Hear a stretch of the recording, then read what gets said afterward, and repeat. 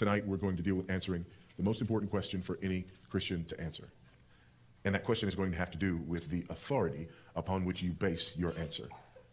And so ultimately, you're going to have to answer the question, why the Bible? This is a question I often ask Christians, and I am surprised and amazed how many times I ask this question, and there's this glazed look in their eyes.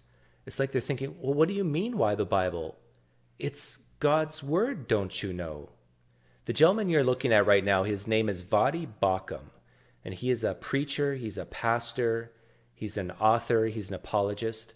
And if you're a Voddie Baucham fan, I want you to know that I'm really going to compliment him, especially early on. He says some things I really agree with. Why the Bible? And unfortunately, for most Christians, there are one of a couple of answers that we are accustomed to giving. We'll start with the worst. Voddie is about to give two common answers that Christians give to the question, why the Bible? Why do you believe the Bible is God's word? And he's saying, I'm going to give you, here's the two common answers, and these are not good answers. But when I ask that question of Christians, I want them to tell me the truth. I want them to tell me why they believe it. And the worst one is this. Well, I believe the Bible because that's the way I was raised. Have you not already learned things about which your parents were wrong? Stop looking like that or your face will get stuck like that. Well, no, it won't, you know. All these things that they told you, they just weren't true. But this Bible thing, you believe that. Now, all of a sudden, we're in trouble. Here's the other thing. You believe your Bible, but other people were raised to believe other holy books. So ultimately, if all you have is that's the way I was raised, then you and the Muslim and the Buddhist and whomever else are ultimately just engaged in a, mature version of my dad's bigger than your dad. I totally agree with Voddie here. And even though that I think that these are not good reasons, I do think these are powerful reasons.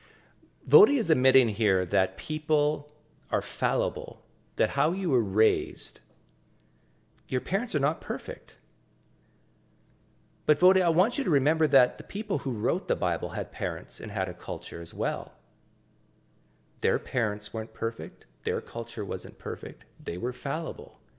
But it seems like there is a special case when it comes to the authors of the Bible, that fallibility doesn't apply then when they were actually writing what they wrote based on how they were raised. Well, there's another possible response. And in this day and age, we really like this response because we believe that experience trumps all. You can't argue with a person's experience. And so we'll say something like, well, I tried it and it changed my life. Good for you. I love this. I love this because I say this all the time when I ask Christians, why do you believe the Bible? Why do you believe in this God? And they'll say, well, I've experienced him in my life. I can feel him in my heart when I'm praying, when I'm worshiping. I know, Doug, that my God is real because of the miracles I saw, Doug. I got to tell you that these things that I saw and witnessed, these experiences are so powerful. Voddie's saying here that other people of other religions have experiences just as strongly as you do, Christians. It's not a good reason for them to say their religion is true, so why is it a good reason for you to say it's true? Now, that all being said, I think this is probably these two reasons, both how you were raised and these experiences you've had, are the real reasons people believe. I think Voddie is going to offend a lot of Christians here. These Christians who have had these tremendous experiences, amazing experiences, they know this is the reason they believe it. Sure, they agree with Voddie on all the historical stuff that he's going to talk about later. But when it comes down to when the rubber hits the road, for many, many, many Christians, they believe because of these experiences. And how dare people like Voddie say, no, this is not a good reason to tell the unbeliever. No, Voddie, this is an honest reason. I agree with you, it's a bad reason, but this is the honest reasons that they have in coming to their belief. That's awesome. You tried it and it changed your life. Because you're the only person who's ever tried anything and it's changed their life, right? Well, I know that look. Some of y'all are saying, okay, you took my two best answers. I'm hoping you're going to give me another one. And I will. I'll give you the answer that I gave to that group there at Dartmouth. So she looked at her professor and she said, I choose to believe the Bible. But basically, he's describing a story of, I believe it's a woman in university, and I think the topic was evolution. And there was like sort of a argument between the professor and the young woman about why she disagrees with evolution. And she gave this answer because Voddie told her to. Because it's a reliable collection of historical documents written by eyewitnesses during the lifetime of other eyewitnesses. They report supernatural events that took place in fulfillment of specific prophecies and claim that their writings are divine rather than human in origin.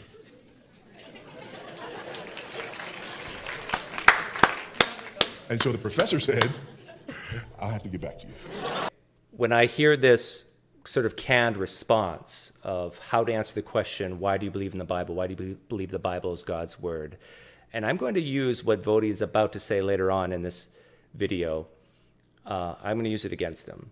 Voddie, when people say what you just said, I just want to give them a hug. I really do. I really, really just want to give them a hug.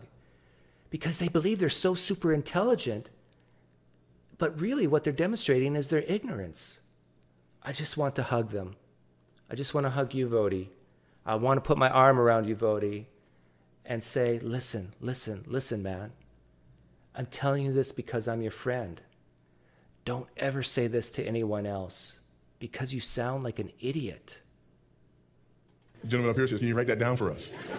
No. But I'll do you one better. I'll teach it to you tonight. Okay? All right. But I'll do you even one better than that. I'll show you where it came from. You can't use the Bible to prove the Bible. That's circular reasoning. My goal here is not to prove the Bible. My goal here is to answer the question. The question is why I choose to believe the Bible. Okay? I'm not here to prove the Bible. I'm not here to defend the Bible. I agree with Charles Spurgeon. I would no more defend the Bible than I would defend a lion. What if someone was to say, I don't need to defend the Quran? I really don't. I no more need to defend the Quran than I would need to defend a lion. What would you say to that, Voddie? I say, that's silly because the Quran is not the word of a God. Uh-huh. You don't defend a lion. You just let him loose. He'll defend himself. Amen? We went and saw some lions today. They didn't need any defending, okay? So I'm not here to defend the Bible. I'm here to answer that question. I'm here to explain to you why I choose to believe the Bible. Why Voddie chooses to believe. Why Voddie chooses to believe. Like, I am very curious. I scoured the internet looking for Voddie's testimony, and I could not find it other than some very brief things like a Campus Crusade type person spoke to him for a couple of weeks, answered all his questions. Something about a couple of college football guys praying with him on the floor of the locker room.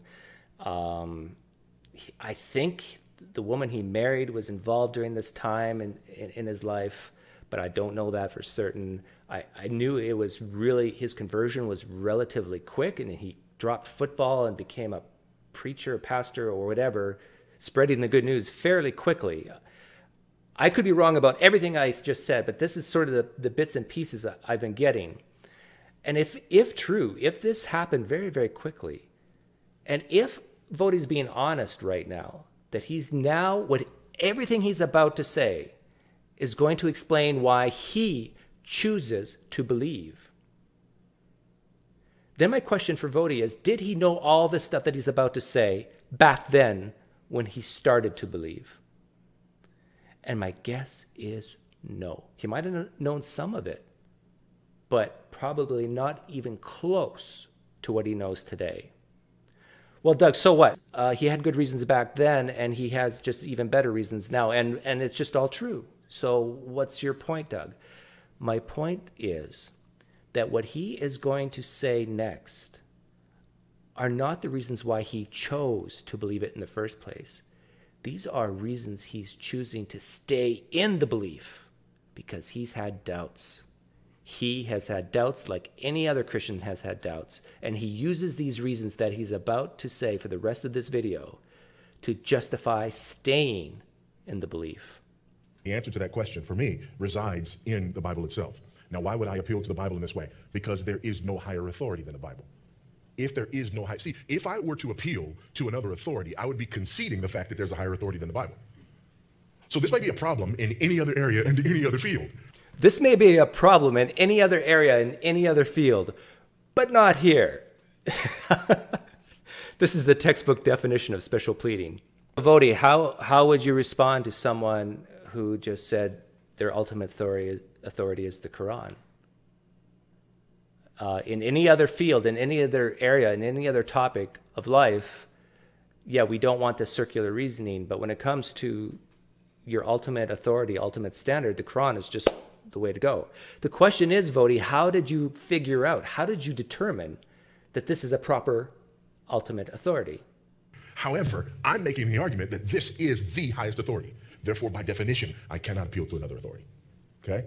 But did you think it was the ultimate authority when you became a Christian or just before?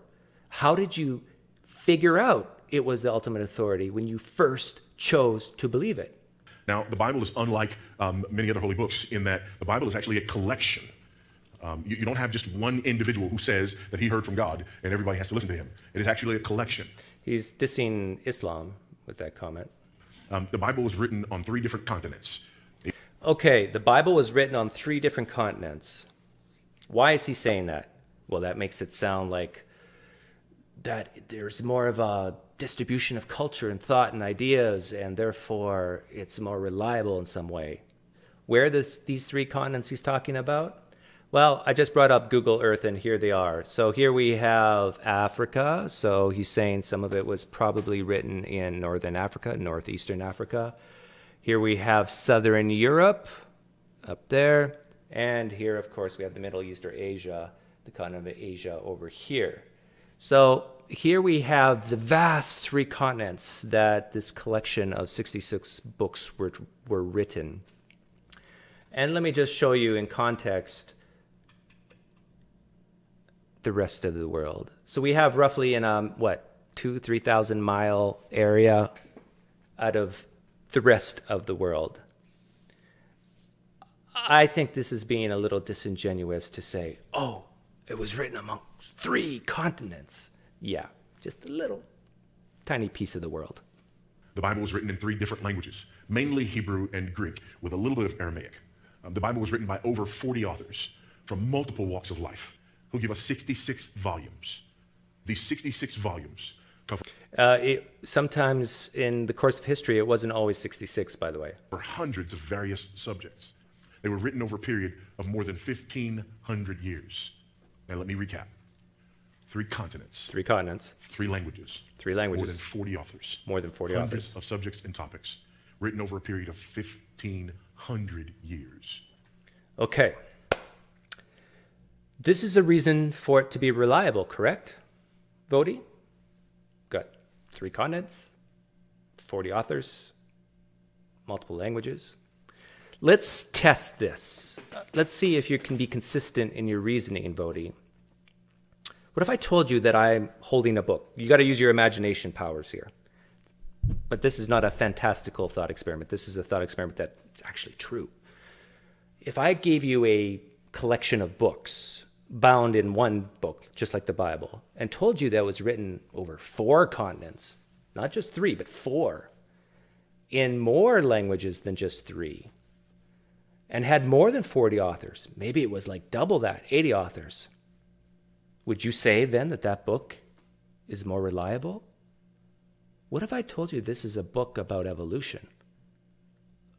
A compiled book from all the biologists and chemists and geologists from all around the world. And it's compiled into a book that then all these people, 80 authors come from 5 continents and speak many different languages, more than 3. Would you then say, hey, we got a reliable collection of books here? Yeah, that means evolution is true, right? You said 40 authors. Where's your cutoff? Like if it was 30, would it be less reliable? 20? 10?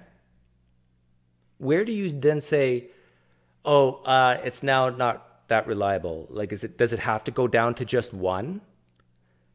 And by the way, Voddie, don't you believe that about half of the New Testament was written by one man? Don't you believe that, Voddie? His name was Paul. Luke was a physician and historian, and Dr. Luke writes... Luke was a physician and historian. Oh. I just want to give you a hug, Voddie. Dr. Luke writes, chapter 1, verse 1. He was a historian? Inasmuch as many have undertaken to compile a narrative of the things that have been accomplished among us, just as those who from the beginning were eyewitnesses and ministers of the word have delivered them to us, it seemed good to me also, having followed all these things closely for some time past, to write an orderly account for you, most excellent Theophilus, that you may have blind faith in that you may have certainty concerning the things that you have been taught. Here's what's interesting. Luke was not an eyewitness.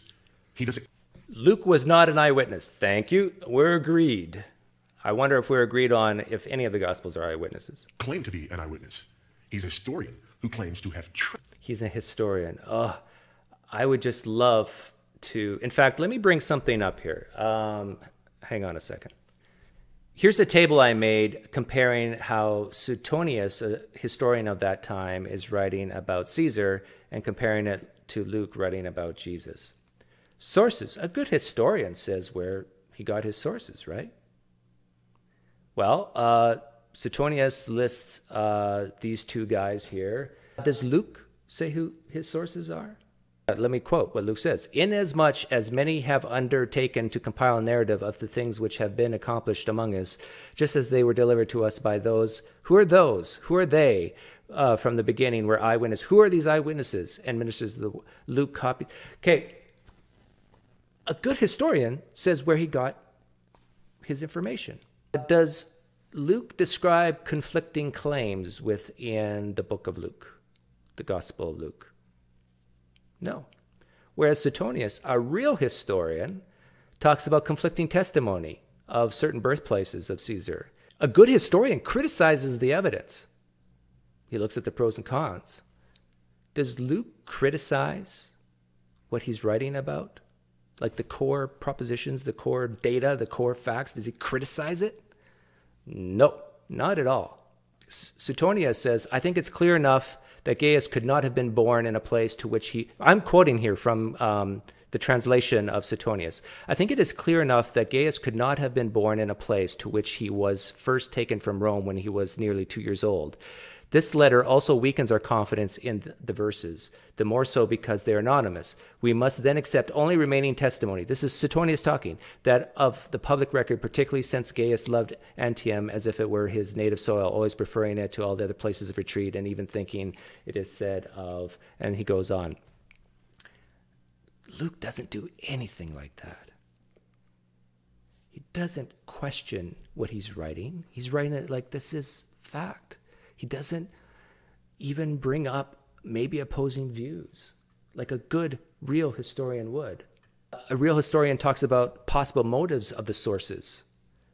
Suetonius writes about someone being wronged by Pliny, who says that he told a flattering lie to add some luster to the fame of a young vainglorious prince from the city sacred to Hercules, and that he lied with more assurance because Grammaticus really did have a son born to him in Tibur, also called Gaius Caesar, of those lovable disposition and untimely death I have already spoken.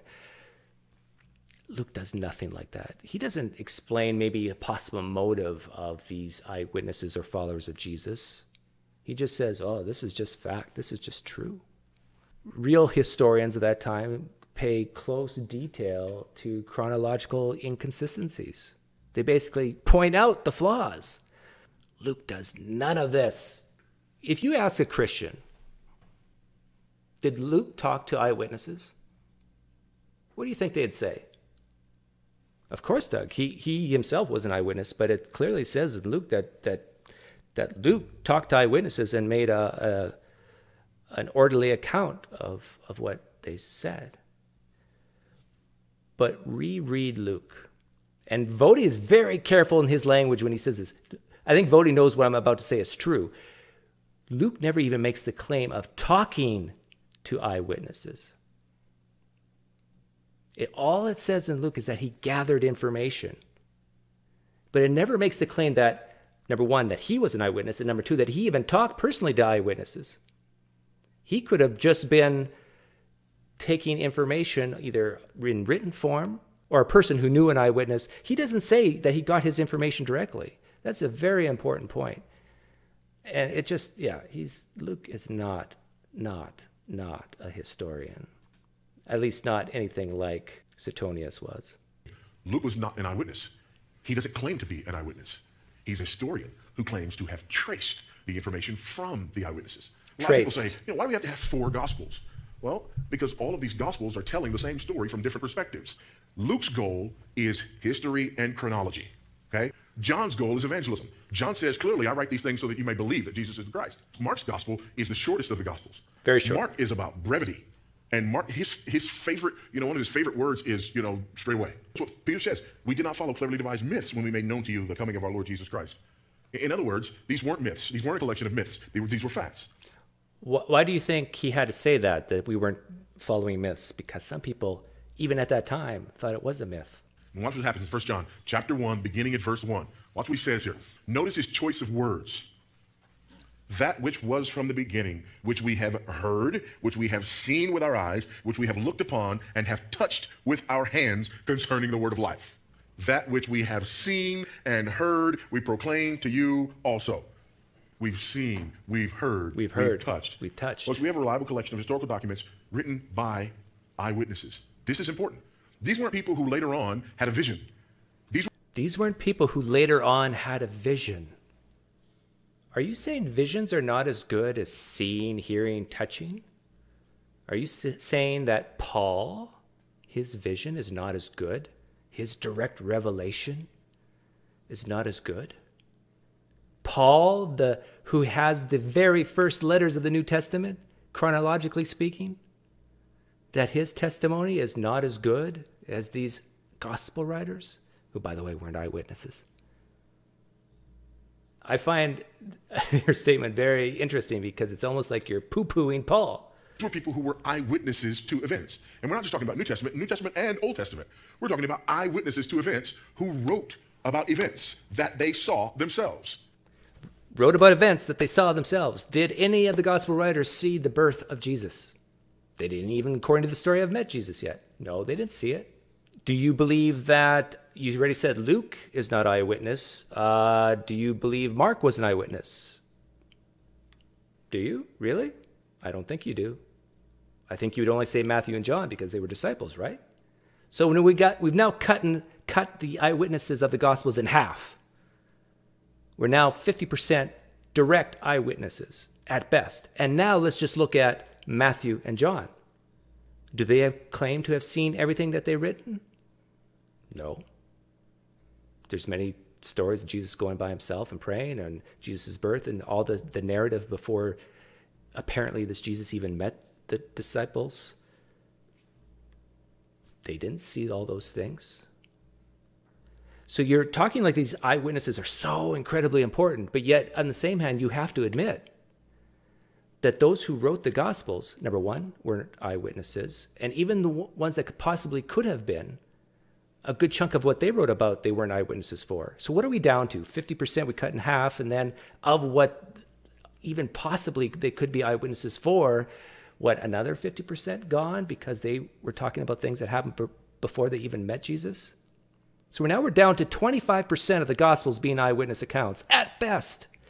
Assuming, of course, that whoever wrote the Gospels lived to be 50, 60, 70, 80, 90 years old in that day and age, which is unheard of, and assuming that they could write literate Greek, which, 5, 10% at best at that time could read and write, and they would have to be very wealthy to do so. It was expensive. So you've got to assume that of the 4 Gospels, that the 2 that could possibly have been direct eyewitnesses, that they were literate, which is like under 10% of the population at that time, and that they could have survived beyond the age of 50, which is another under 10%. I know some Christians don't like math, but you run the math on that. 1 Corinthians chapter 15. Then he appeared to more than 500 brothers at one time, most of whom are still alive, though some have fallen asleep. Then he appeared to James, then to all the apostles. Last of all, as the one untimely born, he appeared to me also. Stop. If you do the math, there are at least 301 eyewitnesses to the resurrection who were alive when 1 Corinthians was written. You're saying basically because it has to be a majority. There are those who read the Bible like a judge, trying to find something wrong, working hard to find something wrong. And you know what I found is that when people are reading the Bible like that, they have all these aha moments. Aha! And then you answer, and they don't go, wow, I was so wrong. They just go, okay, fine, I'll find another one, you know? It's, Voddie, it's not about finding stuff that's wrong with the Bible. It's about valuing truth. It's about not believing things just because a book says so. It's about saying to yourself, maybe this is true, maybe it isn't. I think it's just as dangerous to start from the presupposition that this is the ultimate authority and has to be true because it's in the Bible and because it says so. It says these things. No, the real issue is not to pick all these things apart. And if you've watched any of my videos, I do not talk about, very often at least, the minutia of all these inconsistencies and contradictions, because it's really hard to prove a contradiction, or there's solutions. Christians are great, apologists are great at coming up with solutions and making things fit.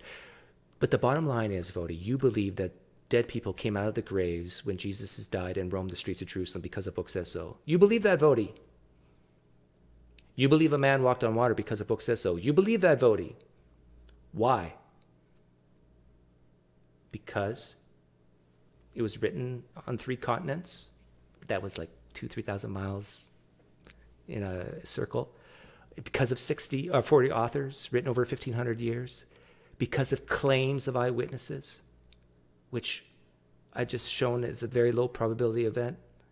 Do you really believe, even if all that is true, Voddie, even if you believe, even if everything you're saying is right, it is still not good enough evidence to believe such huge claims? Because if you do, then what else are you compelled to believe in, Voddie? What else? What other books, huge claims in other books, or just not even in books, but just claims in general, are you forced to believe? Voddie, do you believe in alien abductions? Do you really? This is a serious question. Do you believe in alien abductions? Because here we have live eyewitnesses who name places that you can verify, locations. They can give you eyewitness details. And you and I could go visit them and talk and see, look in their eyes and get their testimonies. And then a couple months later, do the same thing to see if the testimony has changed or their account changed or not. These are witnesses that are alive. Now, here is a very uncomfortable question for you, Voddie, and for Christians listening. What is better? Alive witnesses or dead ones? I would think alive witnesses are better than dead ones because you can, get their stories multiple times over time and see if they changed. Can't do that with dead witnesses. Yet you believe in zombies walking along the streets of Jerusalem, a man walking on water, changing water into wine, and rising from the dead based on dead witnesses. And yet maybe, I don't know, but yet maybe you don't believe in alien abductions when we have alive witnesses. You see a problem there, Voddie? 25,000, more than 25,000 archaeological digs related directly to the subject matter of the Bible. Over 25,000. What if it was 10,000? What if it was only 1,000? Does it make it any more or less true? What does the fact that the Bible talks about real places and real people have to do with the truth claims of a man walking on water, zombies walking the streets of Jerusalem, and a man rising from the dead after 3 days? Actually, it's closer to, 30 hours or so.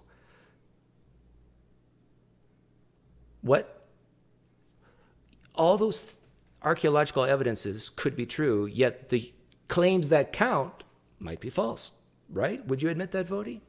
Not one of them has contradicted anything that we have in the Bible.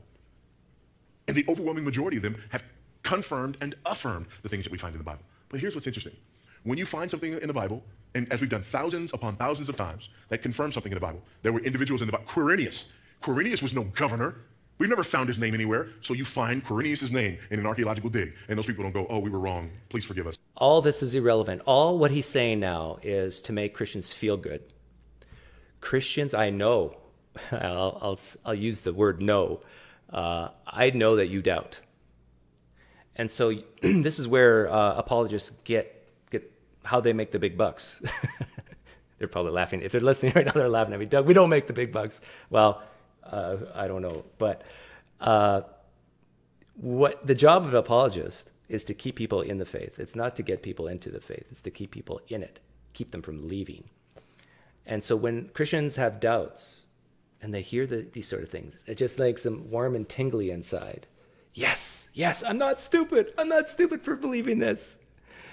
And I think this is the point of why Voddie is talking about all these archaeological digs and so forth. But they're missing the main point that none of this is relevant to whether these huge claims of Christianity are actually true. Because you can have a screenplay story type narrative that is based in real places with real people, and yet the core propositions of it being a myth. We've seen this in history time and time again. But what we find here in this text is, again, over 301 eyewitnesses to the resurrection who were still alive when 1 Corinthians was written. Why is this important? This is important because that means that the gospel message, that the message of the Bible is falsifiable. Falsifiable? It's falsifiable. Falsifiable? This is important. When you're testing the veracity of a claim. If somebody's making a claim and that claim can't be falsified, that means you can't test the claim, right? Not a very strong claim if you can't test the claim. That means I just got to trust you because there's nothing I can do to falsify your claim. I just got to trust you. This claim was falsifiable. When Paul wrote it. Oh. So it's not falsifiable now. It's not falsifiable now. It's falsifiable when Paul wrote it. It was a falsifiable claim. And yet it was never falsified. Whoa. And yet it was never falsified. How do you know that, Voddie? How do you know that? How do you know it wasn't falsified and we just don't have record of it? I know that sounds like an impossible idea. But isn't that more likely than someone rising from the dead? The obvious answer is yes, it is more likely, but it's very uncomfortable to even think about that for a Christian. That's a piece of evidence that has to be weighed. That's a piece of evidence that has to be weighed. I love that, Voddie. I love it.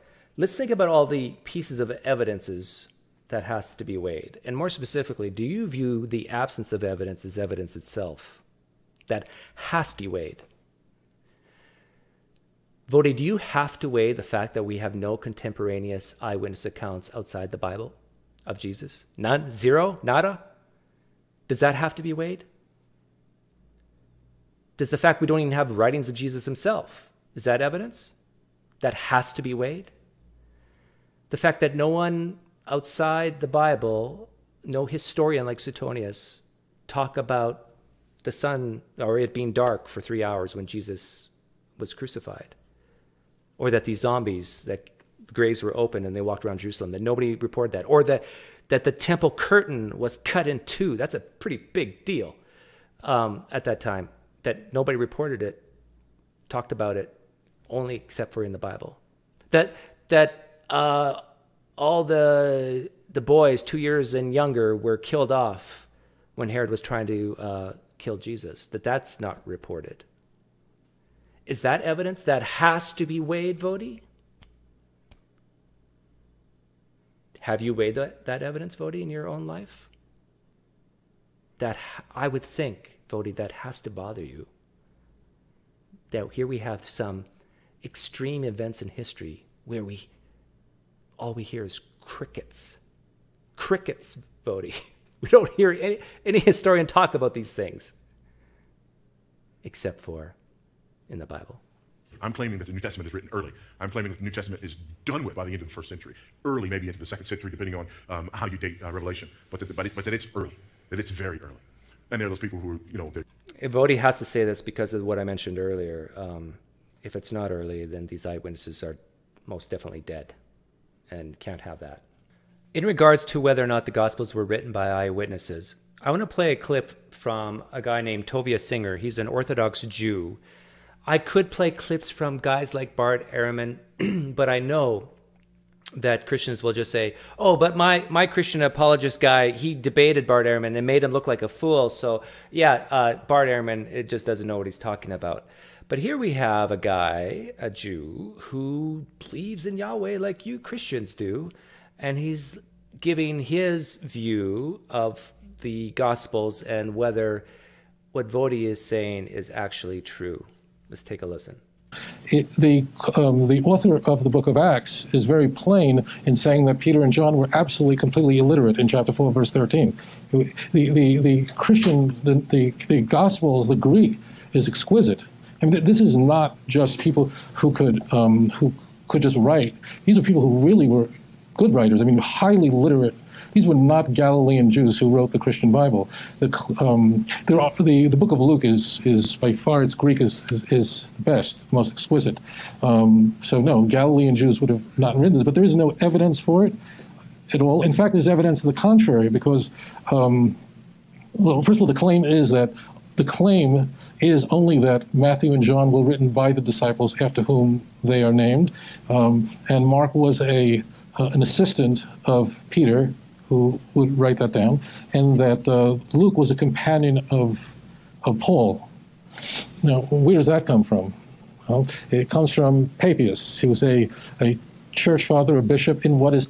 Okay, this is very important. Where does this whole idea that Luke wrote Luke, Matthew wrote Matthew, Mark wrote Mark, where does it come from? So, Christians, please listen to what Tovia Singer has to say here. Today, what would be, let's see, it's Asia Minor, it's Turkey. We actually don't have nothing that he wrote survives. Nothing. What we have of this Christian is just quotes of him by later church fathers. The most important church father was Eusebius, who quotes Papias, but we have nothing that Papias wrote. So are you guys following this? The only reason why we have this tradition or this idea of Matthew writing Matthew, Mark writing Mark is from a guy named Papias, who we don't have any writings of. We only have quotes from another guy named Eusebius. And he says that Irenaeus, who was the French bishop in the year 180 from Lyon, relied on Papias in order to say that Matthew wrote Matthew and so on and so forth. So Eusebius relies on another guy who says this Papias guy said that these were written by Matthew, Mark, Luke, and John, and so forth. Papias is wrong on so many things, like in every account, that it's really astonishing. Eusebius, who's writing his history of the church in 324, okay? 324. Telling us, and by the way, Eusebius, in not so many words, calls Papias an idiot. The problem of the Gospels being, well, he called them small-minded. The book of John is explicit. The author, whoever wrote it, is explicit that he's saying he's not John. You'll find that in John 21:20, where the writer, whoever he is saying that he got this from the disciple whom Jesus loved, which would be John. So he's saying, I'm not him. Okay? This is not a problem for Roman Catholics, because Roman Catholics believe that the traditions of the church are authoritative and equal. But the Protestants, how do they know that Matthew wrote Matthew? It only is through a very Roman Catholic tradition. And as I say, the person who makes this assertion, we have nothing of what he wrote. We only have, you got it? So we have Eusebius in 324 saying that Papias said these things, degrading him for making an enormous amount of mistakes. That's why Papias is not considered very credible by Christians. This is how history has been done in the Christian church. On so many issues. I mean, he got it wrong on what's in the book of John and so on. And he's saying that actually Irenaeus relied on Papias, but we actually don't have. I know this sounds so convoluted. You're going, is that really true? Yes, it is. And what I always say to the audience is look it up for yourself. If what Tovia is saying is true, and I think Voddie would agree with it, a lot of what Tovia Singer is saying, Voddie, that makes me just want to give you a hug. I'm going to argue against this on a couple of different fronts. I'll deal with the easier one first. That the Bible is not reliable because it's been translated so many times. The people who make these claims, this particular claim, are either ignorant or evil or both. I love this. Either ignorant, evil, or both. Voddie, when you say that all the Gospels are written by, except for Luke, eyewitnesses, or got data from eyewitness accounts, are you ignorant or evil there? Because you know you're going against not all, but the vast majority of secular historians when you say that. Are you being ignorant or evil? Or both? I'm using your own words against you here, Voddie. Mainly for the purpose that it's not good to talk like this, Voddie. What does it accomplish other than making Christians feel good? Like, oh yes, I'm not stupid for believing this. I think that's why you're doing it. And it's not good. Like a game of telephone, all right? The game has different names in different parts of the world, okay? Okay, this is You know, good. the game, you whisper into the ear. He's saying this because he really, my guess, if I was to get into his head, he doesn't like Bart Ehrman, and this is why he's going to say what he's about to say. Of this person, and then he whispers into his ear, he whispers into his ear, so on and so forth. And then we come all the way down here, and you have to tell me what this guy whispered into your ear. By the time it gets to you, it sounds nothing like what I whispered into the ear of the first person, right? And so this is the argument that they make about the Bible being translated so many times, and about us not being able to trust the Bible because of how many times it was translated. This bothers me a great deal. It bothers me a great deal that there are people who claim to be intelligent, who continue to make this argument, and it bothers me that there are Christians who don't laugh at them. It bothers me, Voddie, that Christians like you continue to make the argument that the Gospels were written by eyewitnesses or who talked directly to eyewitnesses. How does it sound if I tell you you're either evil or ignorant, Voddie? It bothers me that Christians say these things. When it comes to the Bible, it's true. We don't have originals. We do have documents that date back as early as AD 120, AD 100 to AD 120. That's within a couple of decades of the completion of the New Testament. We can go back and put our hands on documents that were dated within a couple of decades of the completion of the New Testament. Very few How documents. many manuscripts do we have? The New Testament, we have over 6,000 manuscripts or portions of manuscripts in the New Testament. Over 6,000. Okay, Voddie, I wonder how often you tell Christians you talk to about exactly the curve distribution of all these manuscripts that we've found, these 6,000, and when we found them and what they're dated to. When Voddie says we found some manuscripts found in the early 2nd century, it's like 2 over here, 2, maybe 3 of them. And here we have like in the 3rd century, maybe 33, and maybe in the 5th century, 44.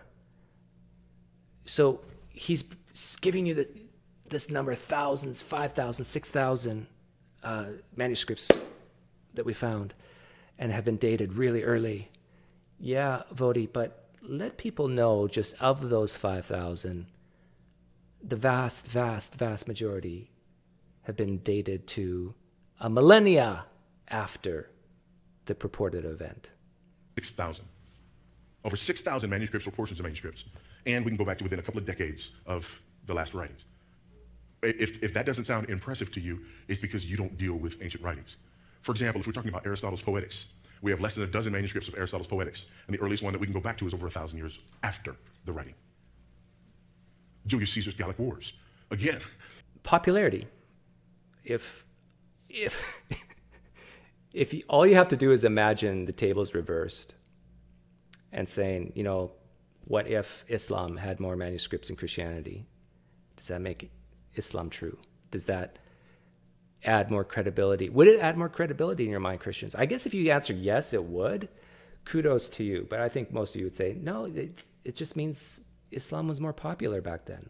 And part of the reason why there's so many manuscripts found and documents found for Christianity is because of Rome. Because Rome had the infrastructure, they had the roads, they had the wealth, they had the ways of communication to get these out there. Christianity came around just at the right time. And people have the audacity to question the New Testament. That's ridiculous. If it was a fight, they'd stop it. They wouldn't even let it start.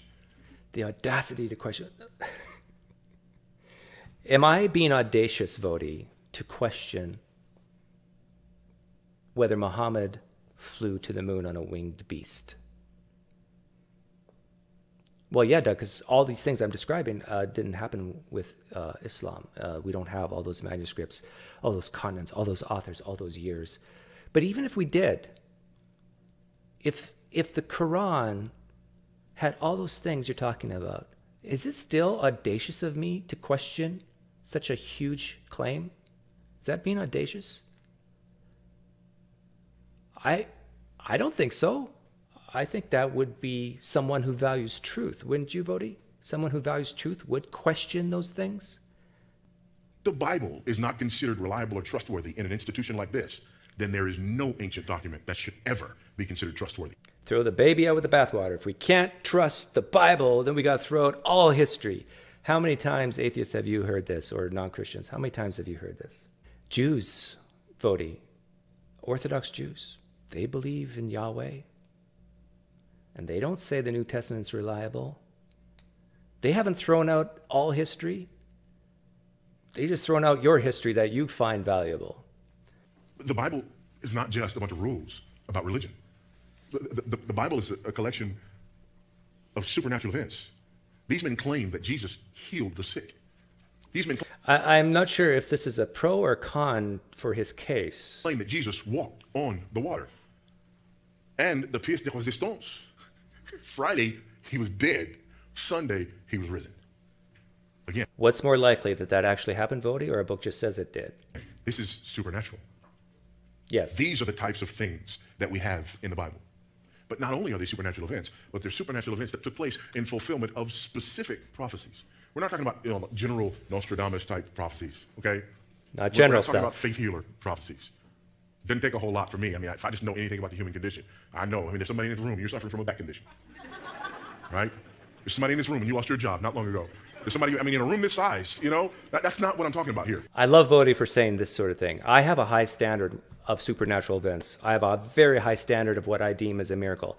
If I hear of someone who had their back pain gone, or they have arthritis in their knees and they were prayed for and it left, ugh.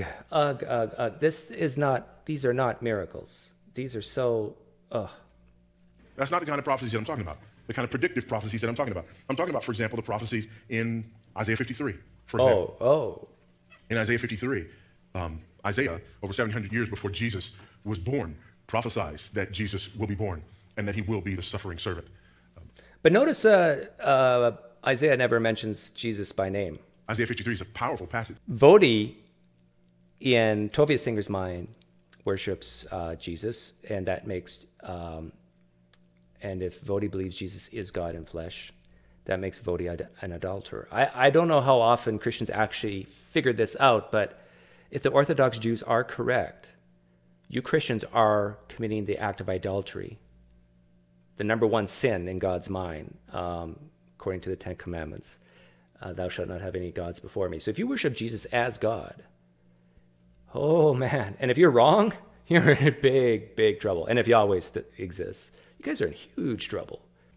So anyhow, I want to play a short clip of Tovia Singer explaining why maybe Isaiah 53 is not a specific prophecy. Because Isaiah anticipated, like any author, that if you're reading the 53rd chapter, you've read the chapters that introduce it. And people get into trouble all the time, and you would with any book, whether it's holy or not holy. If you had a 66 chapter book and you just started in the 53rd chapter, I would find it almost impossible to understand a book if I skip 52 chapters. And that's why this is very difficult. When they begin 53 verse 1, Mi hem en l'shmo seinu, uzrei Hashem al mi nigusa, which means who to believe this? Okay, the Goyim are saying this. And look who the arm of the Lord has redeemed.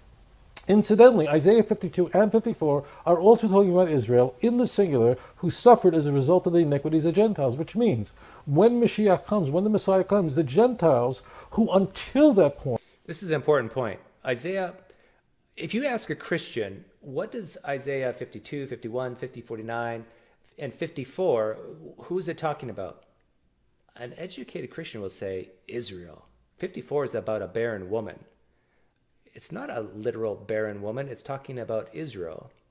So Christians will admit that everything before Isaiah 53 is about Israel, and 54, the chapter right after 53, is about Israel, but 53 isn't. It's about Jesus. Interesting. And 53, 1 through 9 is the Gentiles are speaking, and they are saying, they are concluding one thing, and that is that surely the Jews suffered as a result of our sins. Now, at the end of the chapter, God picks up and he steps into the conversation and he starts explaining how, in fact, by what means and method did the servant bring about an atonement for the world. How did we transform the world? Now, not all the world is transformed, because there will be enemies who will reject to the last day, reject the word of God. But those Gentiles who do accept it, how will they be vindicated? So God is picking up the conversation 53:9, and the text says, if you read there, in 53:11 it says, And here it is. Look at the Hebrew. It says there, and by his knowledge, my servant will vindicate the just of many, not by his blood.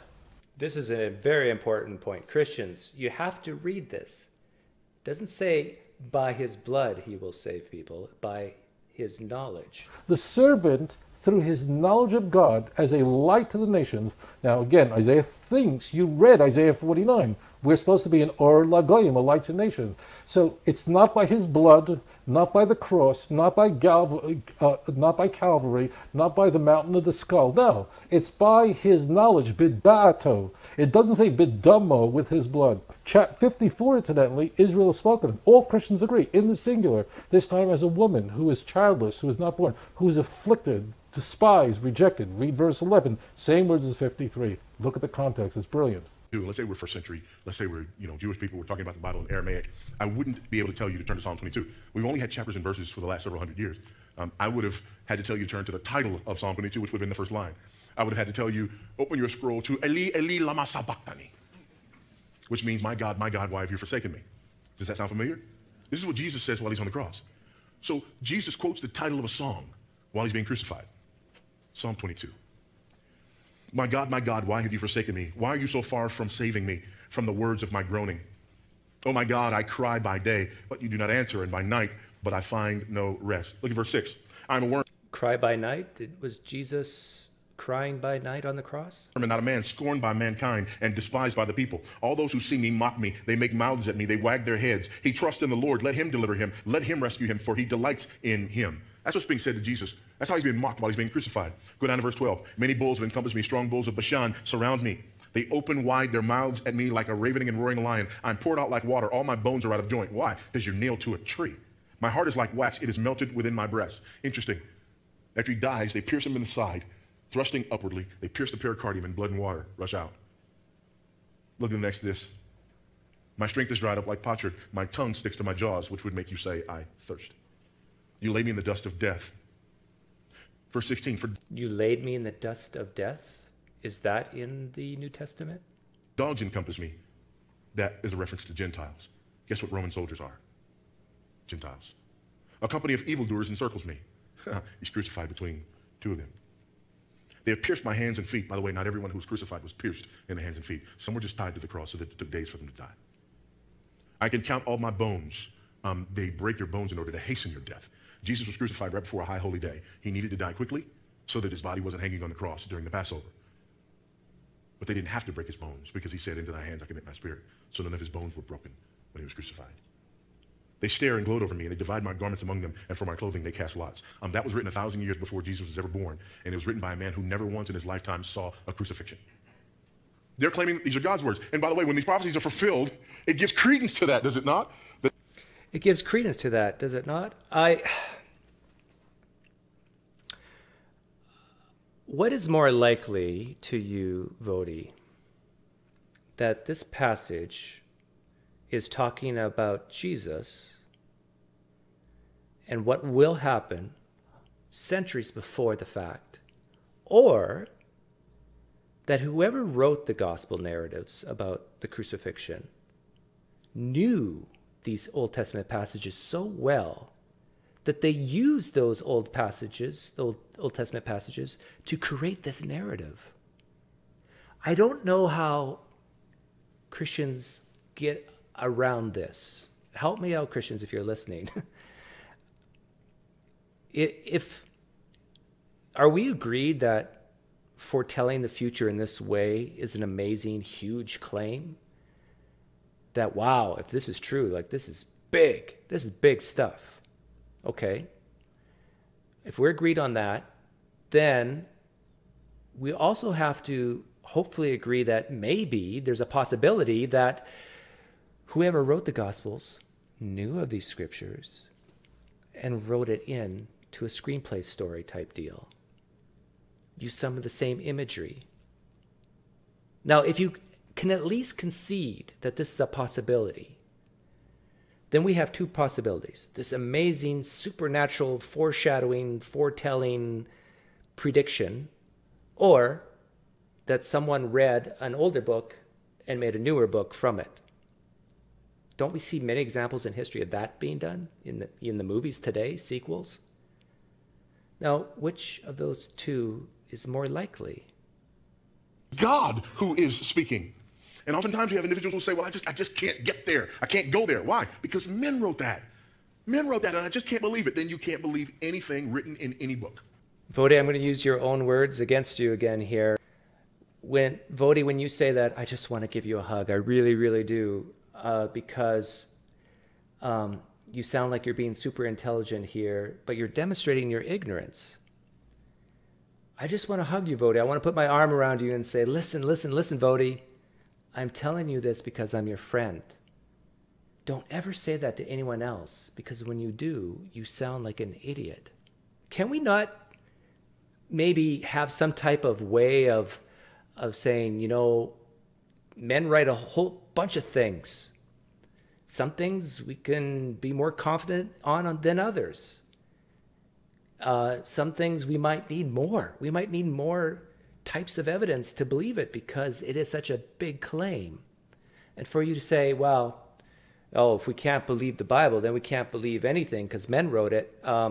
Couldn't it be true, Voddie? Isn't it reasonable for me to say that maybe some things in the Bible are true and some things are not? Because men wrote them, right? That's ridiculous. Can't believe that. Why? Because men wrote that. Yet you believe yourself. Huh? Yeah, you don't believe what men wrote because you believe they might be fallible. You know that you're fallible, and yet you believe you. How can you believe you and not believe in them? What makes you so trustworthy? But there's another problem. This whole idea that we have. And I've had people say this. I'm a man of science. And unless these types of things can be proven to me scientifically, then when people say that, I just want to give them a hug. You know that line I've been saying all throughout this video, I just want to give you a hug, Voddie? This is where I got it from, what Voddie is saying now. When people say that, I just want to give them a hug. I really do. Because they believe that they're so super intelligent and they're demonstrating their ignorance. I just want to hug them. I just want to put my arm around them and say, listen. I'm telling you this because I'm your friend. Don't ever say that to anybody else. Because you do sound like an idiot. What do you mean? Well, the scientific method. You understand the scientific method? Well, yes. In the scientific method, something has to be observable, measurable, and repeatable. Right? History is not observable, measurable, or repeatable. You don't use the scientific method to prove historical events. So if you say you need scientific evidence for this, you sound like an idiot. What if their confidence would be raised if they could see something in an observable, measurable, repeatable way? Like, would you say that is wrong of that person to like that type of evidence? And if your God is real, Voddie, and if your God interacts with his creation, which I assume you do believe, but maybe you're a cessationalist that God is now silent. How convenient that he doesn't interact anymore. But if your God reaches down today and affects his creation is observable, repeatable, measurable today. Should we not see evidence of that? Shouldn't we be able to test things like prayer, intercessory prayer, and see if it actually works in a observable, measurable, repeatable way? Therefore, the intelligent man is not the man who says, I simply can't believe that. That's the fool.